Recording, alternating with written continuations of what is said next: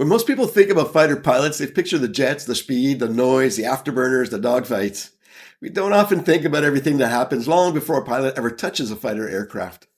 The Royal Canadian Air Force doesn't mass produce pilots. It filters them slowly, deliberately, and very aggressively. The RCAF takes a large pool of applicants and narrows it down to a very small number of people who can operate in high stress, high risk environments where mistakes cost lives. Today, I want to walk you through that entire process, how pilots are selected, how they're trained, why so many people wash out, and why this system matters so much to Canada's air power.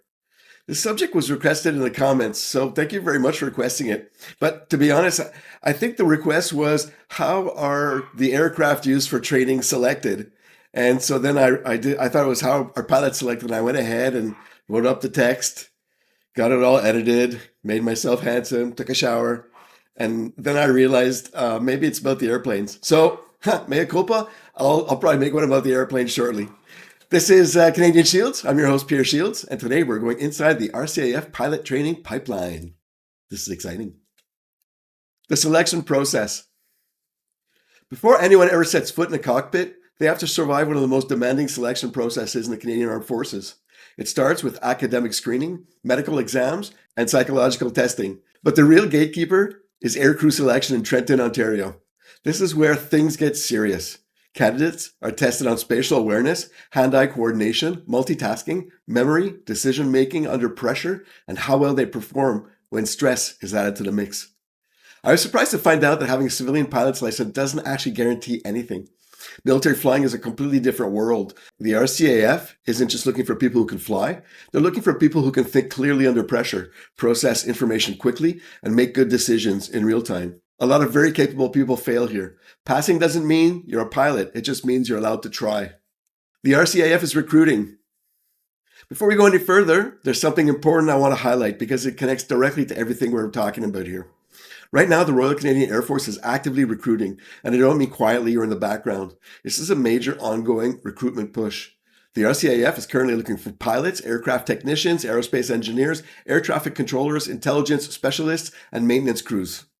They're also recruiting for roles tied to surveillance, logistics, and emerging unmanned systems. This is important because Canada isn't just buying new aircraft or talking about modernization on paper. The country is trying to rebuild real air power, at the same time facing serious personnel shortages.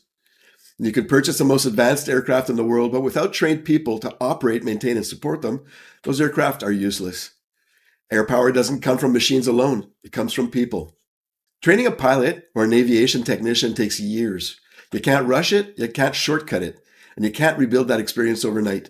That's why this recruitment push is so important. Canada is trying to modernize its air force, expand its capabilities, meet NATO commitments, and strengthen Arctic operations all at the same time.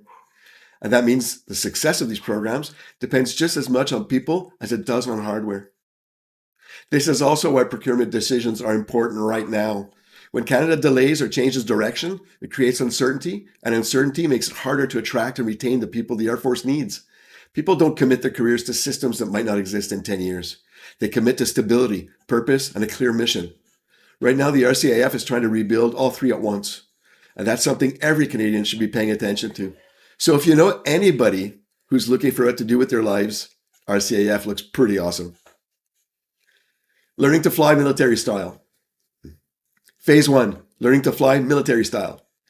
If you make it through selection, you're sent to Portage-la Prairie, Manitoba for Phase 1 training. This is where candidates fly the Grob G120A, a modern turboprop trainer with a glass cockpit.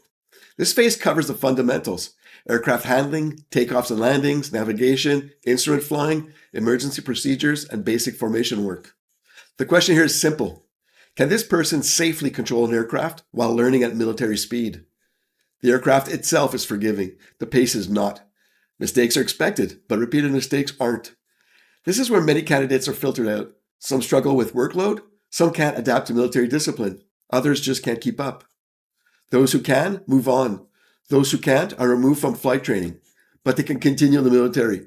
And once again, to everybody in the military, thank you for your service. We owe so much to all of you. Phase 2, where it gets serious.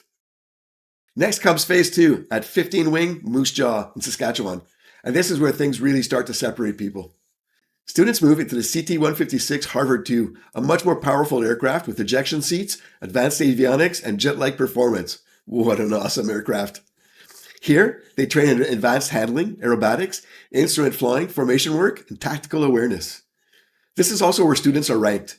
Their performance determines what path they take next: fighter, multi-engine, or helicopter. Isn't it interesting that you start on an airplane to fly helicopters? That's awesome. Only the top performers are selected for fighters. The pressure increases, the standards rise, the washout rate goes up again. And that's intentional. The RCAF doesn't need a lot of fighter pilots. It needs exceptional ones, and that's what we have. Phase 3, Advanced Jet Training. If you're selected for fighters, you stay in Moose Jaw and move on to the CT-155 Hawk. This is the gateway to combat aviation. Everything happens faster now. Students train in high-speed flight, tactical maneuvering, energy management, formation combat, and simulated weapons employment. This phase isn't just about flying skill anymore. It's about judgment. Can you maintain situational awareness? Can you make decisions under pressure? Can you stay disciplined when everything is happening at once?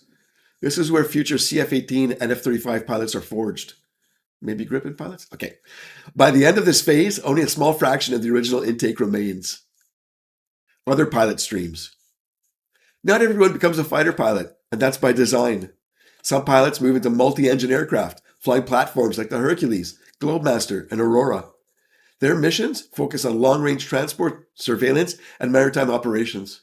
Others go into helicopters, flying the Griffin or Cyclone. These pilots train for search and rescue, tactical insertions, shipboard operations, and flying in some of the harshest environments on Earth. None of these paths are easier. They're just different. And all of them are critical to Canada's military capability. So thanks again. Why this system exists. The RCAF trains this way for a reason.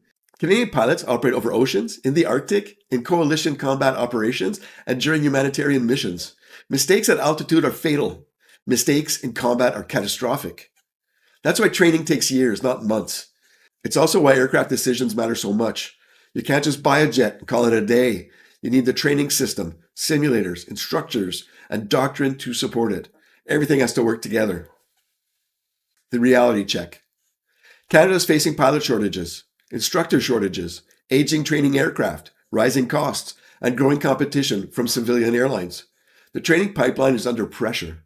Every decision made today affects whether Canada can field a capable Air Force 10 or 20 years from now. This isn't just about replacing jets. It's about sustaining an entire ecosystem. Not for me, but for my kids and my grandkids. So step up if you're interested, because we are recruiting. Why this matters. The RCAF doesn't produce pilots by accident. It does it through brutal selection, years of training, constant evaluation, and a system designed to expose weakness early. Every pilot you see in a cockpit represents years of investment, discipline, and filtering. And behind every aircraft is a training pipeline that determines whether Canada can defend its airspace, support its allies, and operate in modern warfare. If you like this, please like, sub, share, comment, notify to not miss any upcoming videos. Thanks for spending time with me. I'm Pierre Shields for Canadian Shields. Go play outside.